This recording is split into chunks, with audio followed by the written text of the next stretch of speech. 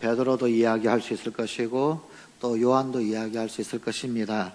그런데 그 중에서 한 사람 사도 바울을 빼놓고는 이야기할 수가 없을 것입니다. 그러나 만일 이 사도 바울에게 어떻게 그런 짧은 생 가운데서, 그렇게 짧은 시간, 짧은 인생 가운데서 그렇게 위대한 일을 할 수 있었느냐라고 질문을 한다면 사도 바울은 또 뭐라고 대답을 하겠습니까? 아마도 틀림없이 이 바울은 내가 한 일의 거의 대부분은 나의 제자 디모데가 절대 없었다면 할 수 없는 일이었을 것입니다. 아마도 이런 식으로 대답을 할 것입니다. 바울은 빌립보서 2장 19절 20절에서 이 디모데를 빌립보로 보내면서 너희 사정을 디모데보다 더 잘 진실하게 살필 수 있는 사람은 없다. 그렇게 디모데를 믿으면서 그 빌립보로 보냅니다. 또 이어서 빌립보서 2장 22절에서는 이렇게 바울이 말합니다. 디모데의 연단을 너희가 아나니 자식이 아버지에게 함같이 나와 함께 복음을 위하여 수고하였느니라. 자식이 아버지에게 하는 것처럼 그 디모데는 나의 복음 사역에 대하여서 동참을 하였다라는 것입니다. 이보다도 더 의미 있고 이보다도 더 믿으면서 신뢰하면서 그렇게 이 디모데를 이야기하는 말이 도대체 또 어디에 있겠습니까? 바울은 그의 인생 마지막에 유언과도 같은 그런 편지 2편을 씁니다. 그런데 그 인생 마지막 유언과 같은 2편의 편지를 디모데에게 사실은 남겼습니다. 그것이 바로 디모데 전서와 디모데 후서입니다. 디모데 후서는 사도 바울이 가장 마지막에 남긴 서신서이기도 합니다. 그만큼 마지막 생을 떠나가면서 간곡한 부탁을 하고 그렇게 생각했던 제자가 바로 이 디모데, 그리고 그렇다면 이 디모데 없이는 바울의 사역도 온전할 수 없었다라는 것을 고스란히 드러내는 그런 반증이기도 합니다. 그뿐만이 아닙니다. 신약 성경 27권 중에서 사도 바울이 기록한 성경이 13권이 됩니다. 그런데 바울이 썼던 그 13권 가운데서 디모데와 함께, 바울이 혼자 쓴 것이 아니라 디모데와 함께 공동으로 쓴 편지가 무려 6개나 됩니다. 고린도 후서가 그러하고 빌립보서, 골로새서가 디모데와 함께 썼습니다. 또 데살로니가 전서, 후서, 그리고 빌레몬서도 디모데와 함께 있으면서 디모데와 의견을 주고받으면서 썼던 그런 서신서라고 신학자들은 이야기를 합니다. 그러니 이 바울의 그 놀라운 사역, 그 바울의 놀라운 그 업적, 제자 디모데가 없었다라고 한다면 할 수 없는 일이었을 것입니다. 한 사람이 그리스도인이 된다라고 했을 때 어떤 한 사람이 그리스도인이 되는 2가지 유형이 보통 있다, 그런 이야기들을 합니다. 하나는 바울형입니다.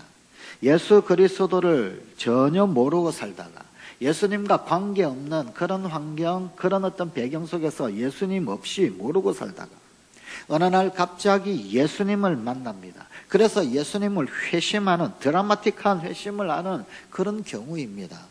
이런 경우를 바울형이다, 이렇게 이야기하기도 합니다. 그러나 그 반대의 그런 유형도 있습니다.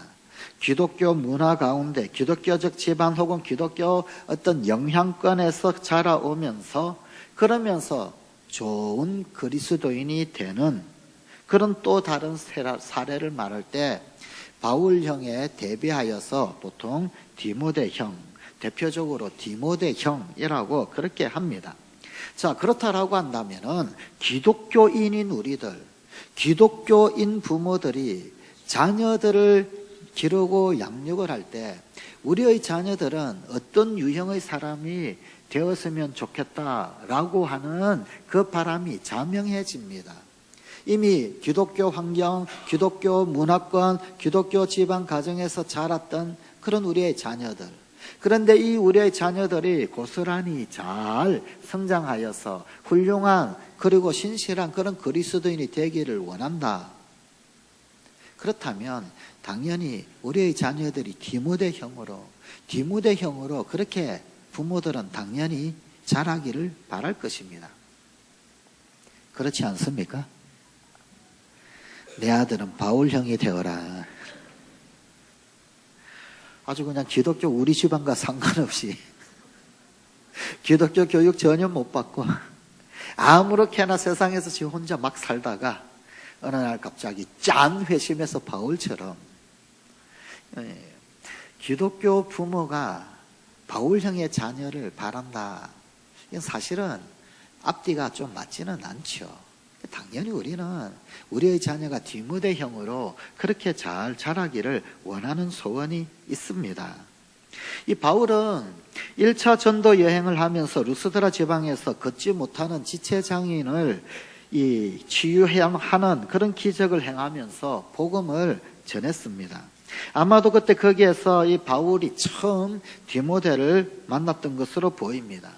그 이후에 바울은 2차 전도 여행을 시작을 하면서 이 2차 전도 여행의 목적을 1차 전도 여행 때 다녔던 지역들, 그곳을 다시금 재방문을 해서 그때 복음을 받아들였던 사람들, 그들 믿음이 견고하게 확고하게 서 있는 것을 다시 한번 격려하고 확인하는 것에 이 2차 전도 여행의 목적을 두었습니다. 사도행전 15장 36절입니다. 며칠 후에 바울이 바나바더러 말하되 우리가 주의 말씀을 전한 각 성으로 다시 가서 형제들이 어떠한가 방문하자 하고, 그래서 이번에는 수리아 안디옥에서 육로, 1차 전도 여행 때는 배를 타고 해로를 따라서 갔지만 이번에는 2차 전도 여행 때는 육로로 이 루스드라에 도착을 합니다. 그리고 오늘 본문의 말씀이 시작이 됩니다. 오늘 본문 1절 2절입니다. 바울이 더베와 루스드라에도 이르매 거기 디모데라 하는 제자가 있으니 그 어머니는 믿는 유대 여자요 아버지는 헬라인이라. 디모데는 루스드라와 이고니온에 있는 형제들에게 칭찬받는 자니. 자, 여기 이 디모데에 대하여서 두 가지 표현을 사용하고 있는 것을 볼 수 있습니다. 1절에서는 이 디모데에게 어떤 수식어를 붙였느냐 하면 제자 디모데, 제자라고 했습니다.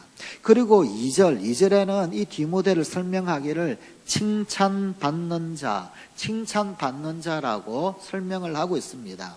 이 디모데는 제자요, 칭찬받는 자였습니다. 한마디로 합치면 칭찬받는 제자였더라는 것입니다.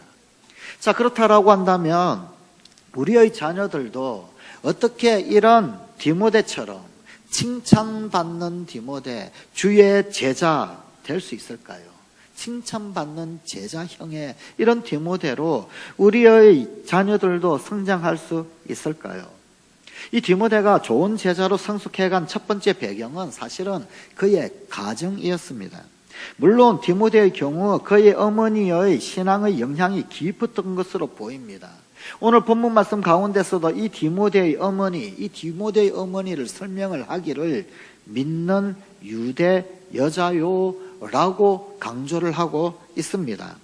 디모데후서 1장 5절에서는 이 디모데 어머니의 신앙을 엿볼 수 있습니다. 이는 내 속에 거짓이 없는 믿음이 있음을 생각함이라. 이 믿음은 먼저 내 외조모 로이스와 내 어머니 유니게 속에 있더니 내 속에도 있는 줄을 확신하노라. 디모데의 신앙 유산은 그의 외할머니 때부터 시작이 되었었습니다. 또 성경은 그들의 믿음을 거짓이 없는 믿음이라고 칭하고 있습니다. 대부분의 영어 성경 번역에서 이 거짓이 없는 믿음을 성실한 믿음, sincere faith라고 그렇게 표현을 하고 있습니다. 바로 이 성실한 믿음의 어머니, 이 성실한 믿음의 외할머니가 이 디모데를 있게 한 배경이었다, 그 말입니다. 사실상 가정은 우리네 인생에 있어서 첫 번째로 경험하는 학교이고, 우리의 어머니, 우리의 아버지는 인생의 첫 번째 교사다라고 할 수가 있습니다. 소위 학교 교육은 보통 약 한 만 5세 정도 되어야 시작이 됩니다. 하지만 심리학자들은 이미 만 5세 정도 될 때, 그때 이미 교육의 80%는 이미 이루어진 상태다라고 그렇게 심리학자들은 말을 합니다.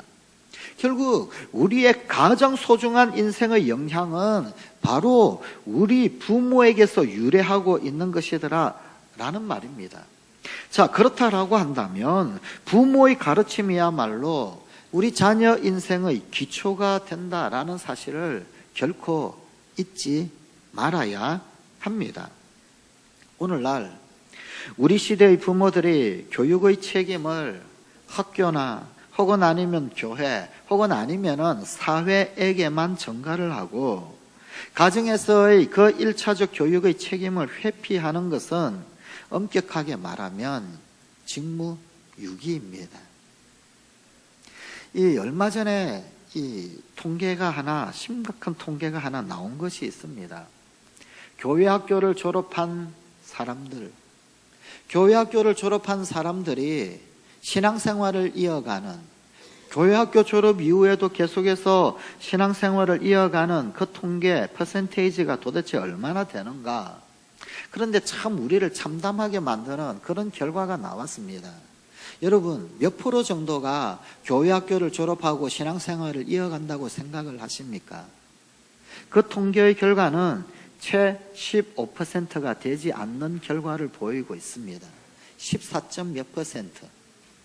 100명이 교회 학교를 졸업을 한다면 그러면 그 중에서 15명이 채 되지 않는 그런 사람들이 신앙생활을 이어가더라는 겁니다.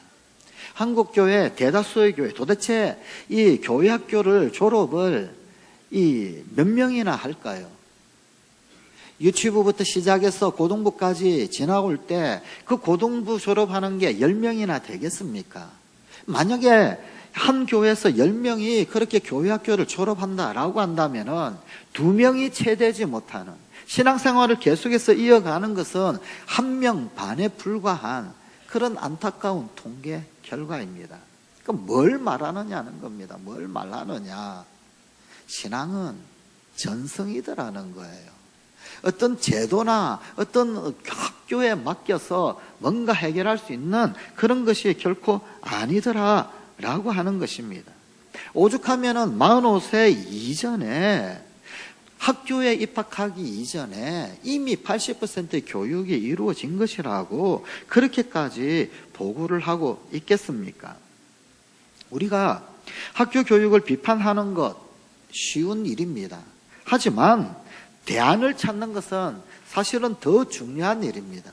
더 바람직하게 되어야 하고 무엇을 제대로 해야 할 것인가, 그것을 찾고 그것에 집중하는 것이 사실은 훨씬 더 소중하고 중요한 일 아니겠습니까? 디모데는 사실은 가정에서 키워진 제자였었습니다. 그 놀라운 착한 성실한 믿음, 거짓이 없는 믿음, 그 믿음 가정의 산물이 바로 이 칭찬받는 제자 디모데였더라라는 것입니다. 또 하나 이 제자 디모데의 삶과 신앙을 만든 요인이 있습니다. 그것은 멘토링이었습니다. 이 멘토링은 디모데가 바울 같은 스승을 만남으로써 가능했습니다. 한 사람이 인생을 제대로 살아가기 위해서 가장 필요한 3가지 만남이 있습니다. 그 하나는 부모와의 만남입니다. 또 하나는 배우자와의 만남입니다. 그리고 한 가지 더 첨부한다면 좋은 스승과의 만남입니다. 그러므로 우리 부모들은 자녀들을 위해서 좋은 스승, 좋은 배우자를 만나도록 끊임없이 기도해야 합니다. 이런 면에서 디모데에게 있어서 바울과의 만남은 참으로 중요한 것이었습니다. 바울은 이미 1차 전도 여행을 통해서 디모데를 만났습니다. 그러다가 2차 전도 여행 때 다시금 루스드라에서 그를 만나서 그때부터 제자가 되었습니다. 바울은 디모데를 제자로 삼고 그리고는 이 디모데를 전도 여행에 동반합니다. 아마 그 2년의 기간, 1차 전도 여행에서 만나고 그 이후 다시 만날 때까지 그 2년의 기간 동안 그의 가능성을 관찰했을 것입니다. 그의 신뢰성을 관찰했을 것입니다. 이 디모데가 도대체 어떠한가 계속해서 그렇게 관찰하고 보고 있었을 것입니다. 그리고 그가 칭찬받는 자이다 라고 하는 사실을 확인하고 제자로 영입을 한 것입니다. 그때부터 바울은 디모데의 멘토였습니다. 그리고 디모데는 바울의 멘토링의 수혜자가 되었습니다. 멘토라고 하는 말은 본래 그리스 신화 오디세이에 나오는 이름입니다. 기원전 1200년경 고대 그리스 이타카 왕국의 왕 오디세이, 그 오디세이가 그 유명한 트로이 전쟁에 출전을 합니다. 트로이 전쟁에 출전을 하면서 자기의 사랑하는 아들 왕자지요, 그를 가장 믿을 만한 친구에게 맡기고 떠납니다. 그런데 그 친구의 이름이 바로 멘토였습니다. 오디세이가 전쟁에서 돌아오기까지 약 10년간 이 멘토는 왕자의 친구로, 때로는 왕자의 스승으로, 그리고 때로는 상담자 혹은 부모로서의 역할을 감당하게 됩니다. 이후에 이 오디세이가 전쟁이 끝나고 돌아왔을 때 보니까 이 왕자가 자기가 길렀던 것처럼, 자기가 기른 것보다 훨씬 더 뛰어난 그런 왕자가 되어 있더라는 것이었습니다. 그래서 이후로 멘토라고 하는 이 이름은 지혜와 신뢰로 한 사람의 인생을 이끌어주는 지도자를 통칭하는 단어가 되었습니다. 따라서 멘토링이란 한 사람이 또 다른 한 사람과 인격적 관계를 맺고 그 사람의 인생을 세워주는 일련의 과정을 뜻하는 말입니다. 특별히 오늘 교회나 혹은 학교, 이런 멘토를 만날 수 있는 좋은 기회라고 할 수가 있습니다. 특별히 오늘 우리가 졸업 예배를 드리는데 우리의 사랑하는 자녀들이 이 졸업을 할 수 있는 것은 이런 멘토링이 있었기에 졸업을 할 수 있는 것이다 라고 할 수 있더라, 그 말입니다. 이 멘토링의 기회가 있을 때, 이런 때 우리 부모들은 부모로서의 약점이나 혹은 아니면 그 한계를 넘어서서 자녀들이 그 멘토로부터 좋은 영향을 받기 위해서라도 자녀들의 멘토링을 위해서 기도해야 할 것입니다. 교회 학교에 대한 안 좋은 통계만 있는 것은 결코 아닙니다. 정말 교회 학교가 필요하고 중요한 교회 학교의 중요성을 드러내는 그런 통계도 있습니다.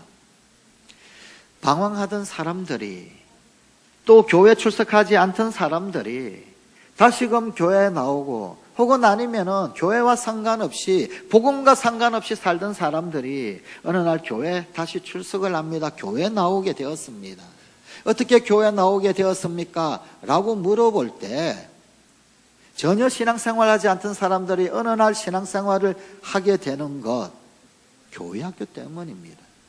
그 사람들을 통계를 가지고 분석을 해보면 80%에 육박하던 사람들이 교회 학교를 다녀본 경험이 있더라는 거예요.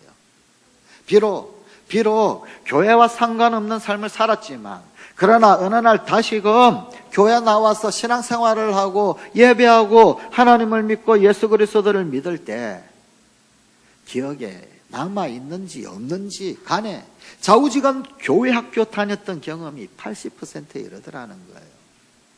여기에서 교회 학교는 선교적 중요성을 띱니다. 선교적 중요성. 신앙 전성은 결국은 부모에게로부터 이루어지는 것이지만, 그러나 선교적 중요성이 교회에 있습니다. 무엇보다도 교회 학교의 선생님은 그저 단순한 교사가 아니라, 그저 단순한 선생님이 아니라 멘토가 되어야 합니다. 멘토링이 이루어져야 한다, 그 이야기입니다. 부모도 엄마도 아빠도 좋은 영향을 미치지 못하는 그때 훌륭한 멘토, 참으로 귀한 멘토링을 전하는 선생님, 그 한 사람 만나는 그 선생님 통하여서 부모의 약점이나 혹은 부모의 그 한계를 넘어서서 그 자녀들의 좋은 영향을 받게 하기 위해서라도 교학교 선생님을 위하여, 진정한 멘토들을 위하여, 또 자녀들의 멘토링이 될 수 있도록 기도해야 할 것입니다. 기도하면 하나님께서는 우리의 자녀들에게 좋은 멘토를 반드시 붙여 주신다, 그 말입니다. 무엇보다도 좋은 멘토를 만나도록 그렇게 기도하십시오. 디모데의 어머니가 혹은 바울이 이 디모데의 진정한 멘토로서 그를 양육할 때 어떤 교과 과정을 거쳤을까요? 무엇을 가지고 배웠을까요? 정답은 성경 교육입니다. 디모데후서 3장 14절에서 16절의 말씀입니다. 그러나 너는 배우고 확신한 일에 거하라. 너는 내가 누구에게서 배운 것을 알며 또 어려서부터 성경을 알았나니 성경은 능히 너로 하여금 그리스도 예수 안에 있는 믿음으로 말미암아 구원에 이르는 지혜가 있게 하느니라. 모든 성경은 하나님의 감동으로 된 것으로 교훈과 책망과 바르게 함과 의로 교육하기에 유익하니. 지금 여기에 말하고 있는 이 모든 성경은 구약 성경을 말합니다. 사도 바울이 이 말씀을 기록할 때 그 시점에 있어서 아직 신약 성경은 거의 존재하지 않았습니다. 그때까지의 성경은 주로 구약이었었습니다. 그리고 이 구약의 교훈을 유대인들은 전통적으로 쉐마라고 불렀습니다. 만일 우리가 유대인들에게 구약에서 가장 중요한 말씀이 무엇이냐라고 묻는다면 그들은 지체 없이 신명기 6장 4절에서 6절의 말씀을 이야기할 것입니다. 쉐마의 말씀입니다. 이스라엘아 들어라. 우리 하나님 여호와는 오직 유일한 여호와이시니 너는 마음을 다하고 뜻을 다하고 힘을 다하여 내 하나님 내 여호와 하나님을 사랑하라. 오늘 내가 내게 명하는 이 말씀을 너는 마음에 새기고 내 자녀에게 부지런히 가르치며 집에 앉았을 때든지 길을 갈 때든지 누워 있을 때든지 일어날 때든지 이 말씀을 강론할 것이며. 부모여 자녀를 제자 삼으라 라고 하는 책이 있습니다.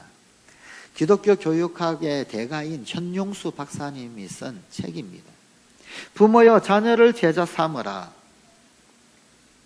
책 제목이 시사하는 바가 참 크지요. 제자는 부모가 자녀를 제자 삼는 것이다. 그런 시사하는 바가 상당히 큰 것입니다. 그런데 이 책의 저자인 현용수 목사님은 이 말씀을 수직적인 지상명령이라고 부르고 있습니다.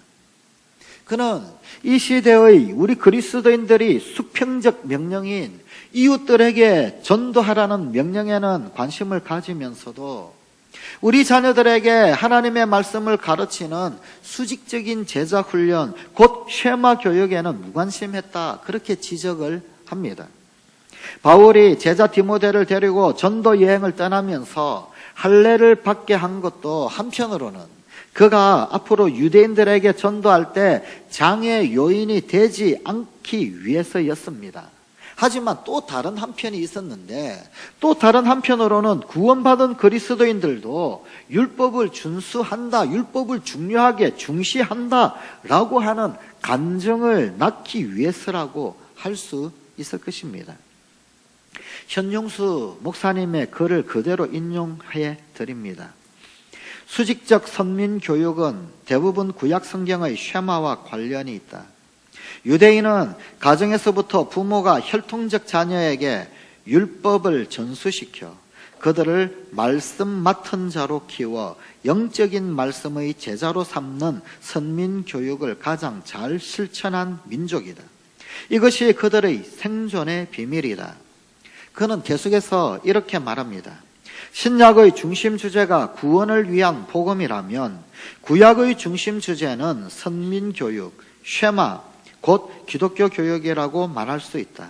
다른 말로 표현한다면 신약의 중심 주제인 복음이 구원의 열쇠라면 구약의 중심 주제인 쉐마는 자녀 교육의 열쇠라고 말할 수 있다. 바로 이런 쉐마 교육을 등한히 한 것이 오늘날 많은 기독교 가정이 자녀들을 믿음으로 세우지 못한 원인이라고 현용수 목사는 지적을 합니다.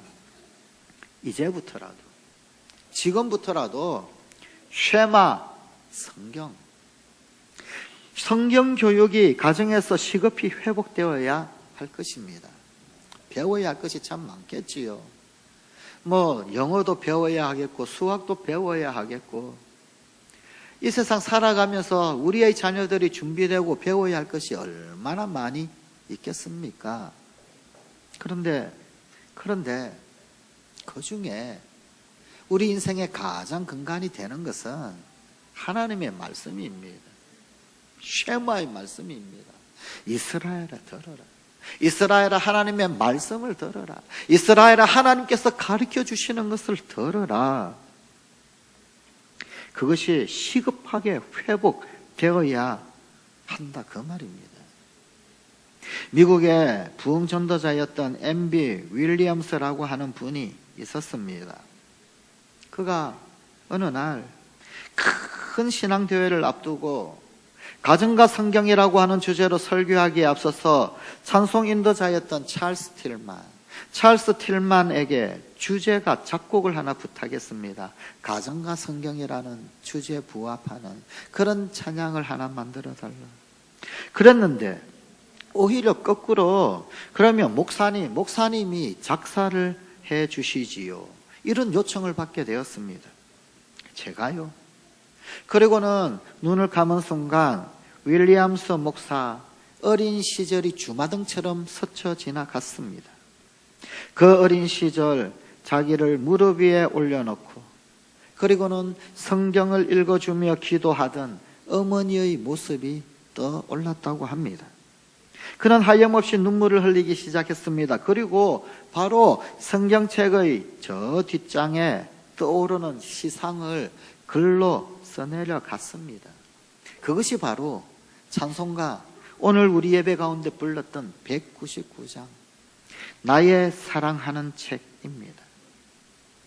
나의 사랑하는 책 비록 헤어졌으나 어머님의 무릎 위에 앉아서 재미있게 듣던 말 그때 일을 지금도 내가 잊지 않고 기억합니다.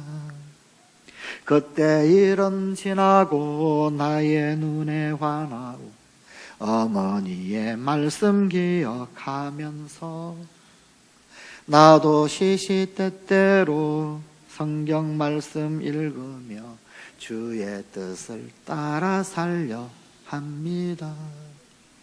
귀하고 귀하다 우리 어머니가 들려주시던 재미있게 듣던 말 이 책 중에 있으니 이 성경 심히 사랑합니다. 쉐마로 돌아가야 합니다. 주의 말씀을 붙드는 그 교육으로 돌아가야 합니다. 성경으로 돌아가야만 합니다.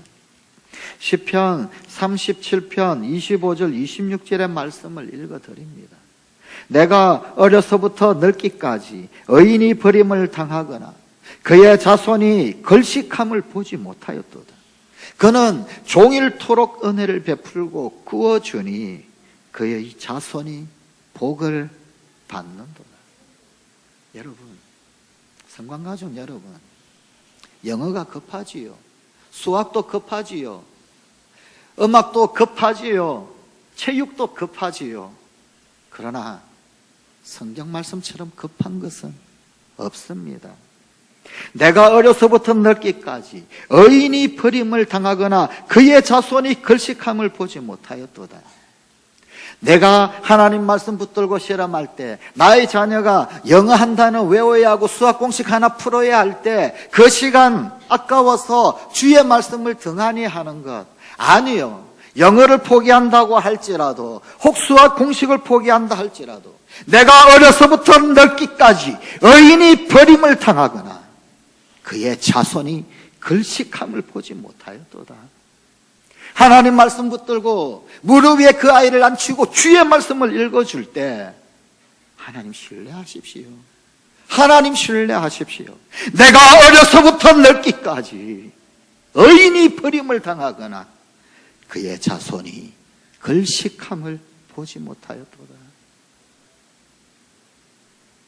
하나님이 내버려 두시겠습니까? 하나님이 내버려 두시겠습니까? 의인의 자손이 글식하는 법이 없습니다. 의인이 버림당하는 일은 없습니다. 아니요. 그는 종일토록 은혜를 베풀고 구워주니 그의 자손이 복을 받는도다. 그의 자손이 복을 받는도다. 하나님의 말씀을 붙드십시다. 오늘도 이 거룩한 쉐마 앞으로 이스라엘아 들어라 라고 주님 분부하시는 그 분부 앞으로 나와야 합니다. 성관가족 여러분, 우리는 우리를 성경으로 교육시킨 부모님에게 감사하면서 우리 역시 자녀들을 하나님의 말씀으로 양육하는 부모가 되기로 결심해야 할 것입니다. 사랑하는 우리 성광의 졸업생 여러분, 수고하셨습니다. 그러나 감사하십시다.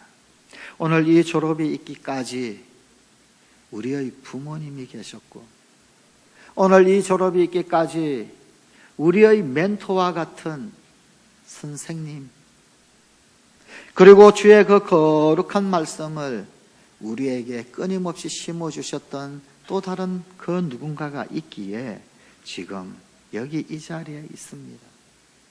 만약 그 놀라운 의인들, 오늘도 이스라엘아 들어라 라고 하며 하나님의 말씀을 붙들고 실험하면서 그 말씀을 우리에게 심어주신 그 의인이 내 주변에 있다면 여러분은 결코 걸식하지 않을 것입니다. 그 의인이 오늘 우리 사랑하는 졸업생에게 있다면, 오늘 우리 사랑하는 성광의 자녀들 졸업생들은 종일토록 은혜를 베풀고 꾸어주니 그의 자손이 복을 받는도다. 이 말씀의 진정한 주인공이 될 것입니다.